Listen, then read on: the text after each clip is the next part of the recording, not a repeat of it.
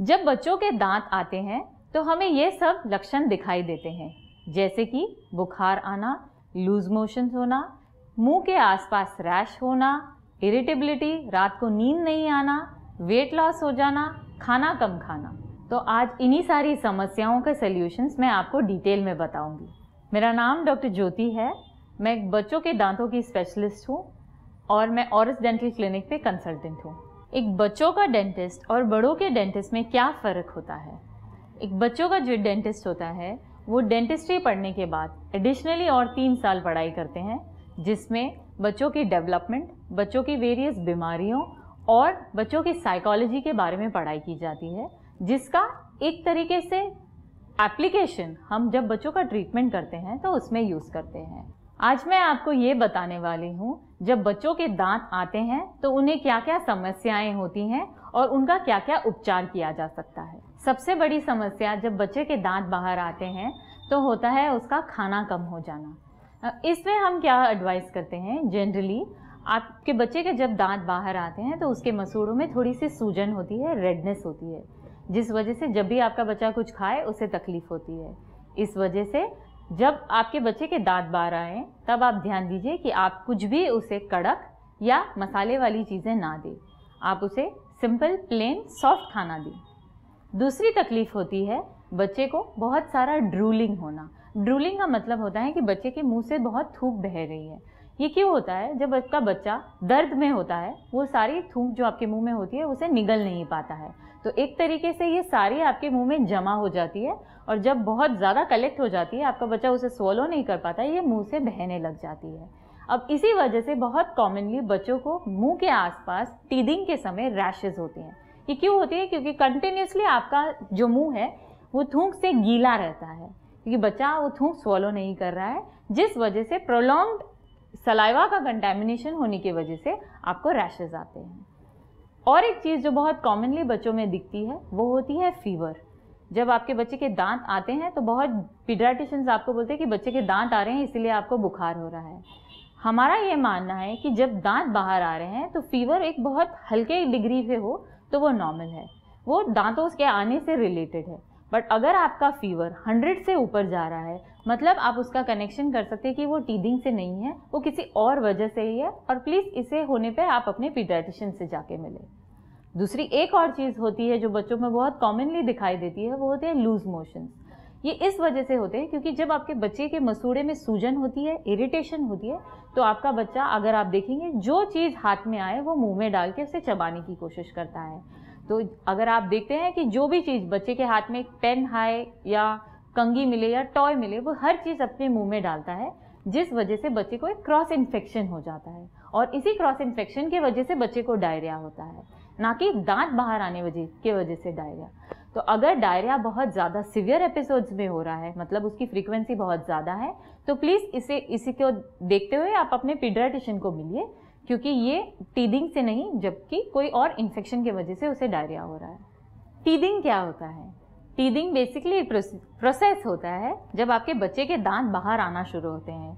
ये 6 महीने के आसपास शुरू होता है और 3 साल तक आपके बच्चे के दूध के दांत का जो सेट होता है वो पूरा कंप्लीट होता है।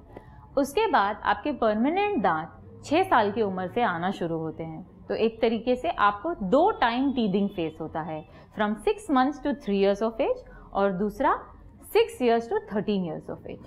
क्या आप जानते हैं कि दूध पीने से भी आपके बच्चे के दांतों में सड़न हो सकती है? जी हाँ, जब भी आप अपने बच्चे को बॉटल या माँ का दूध पिलाते हैं तो आप कभी भी ध्यान दीजिएगा, दांतों पे दूध पीने के बाद एक सफ़ेद परत जम जाती है। अगर ये परत निकाली ना जाए तो कुछ समय के बाद मुंह में जो बैक्टीरिया होते हैं ये परत के साथ रिएक्ट करके आपके बच्चे के दांतों के सरफेस के ऊपर एक एसिड छोड़ते हैं। धीरे धीरे अगर एसिड बहुत ज़्यादा सेक्रेट होने लगा तो आपके बच्चे के दांतों पे छोटे छोटे होल्स होने लगेंगे। एक तरीके से इसी को हम कैविटी या सड़न मानते हैं। इस सड़न से बचने के लिए जब भी आप अपने बच्चे को दूध पिलाएं, एक कपड़े के टुकड़े से आप अपने बच्चों के सारे दांतों को साफ कर दें, या दूसरा आप अपने बच्चे को थोड़ा सा पानी पिला के भी उसका मुंह साफ कर सकते हैं। इससे आपके बच्चे के दांत सड़ने से बच जाएंगे।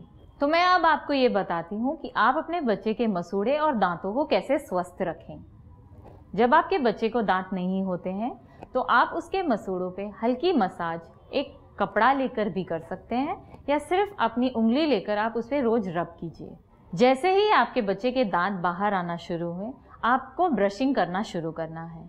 शुरुआत में आप एक सिलिकॉन ब्रश मंगाकर उस पर यूज़ कर सकते हैं। अब आप सोचेंगे कि इस बच्चों को टूथपेस्ट कौन सी दी जाए। शुरुआत में आपको फ्लोराइड फ्री टूथपेस्ट यूज़ करनी है, जो मार्केट में चीकू, मिमी, पिजन के नाम से मिलती हैं। ये आप 2 साल की उम्र तक यूज़ करेंगे और क्वांटिटी आपको सिर्फ एक चावल के दाने जितनी लेनी है। 2 साल की उम्र के बाद आप अपने बच्चे के टूथपेस्ट में फ्लोराइड नाम का जो केमिकल होता है उसका इंट्रोडक्शन करेंगे। 500 ppm लेवल तक आपको अपने बच्चे को फ्लोराइड देना है जब तक वो 6 साल का हो जाए। मार्केट में कीडोडेंट, चिरियोजेल, पेडीफ्लोर, कोलगेट किड्स नाम की टूथपेस्ट मिलती है, जो आप 6 साल की उम्र तक यूज़ कर सकते हैं। 6 साल की उम्र के बाद के बच्चों के लिए 1000 ppm टूथपेस्ट, जो आपकी वेरियस टूथपेस्ट जो अवेलेबल हैं, जैसे कि कोलगेट हो गया, पेप्सोडेंट हो गया, ये सारी चीज़ें आप यूज़ कर सकते हैं 6 साल की उम्र के बाद। अब हम सब जानते हैं कि चॉकलेट बिस्किट खाने से आपके दांतों में सड़न होती है, बट अपने बच्चों को आप किस हद तक रोक सकते हैं ये सब खाना मना करने के लिए।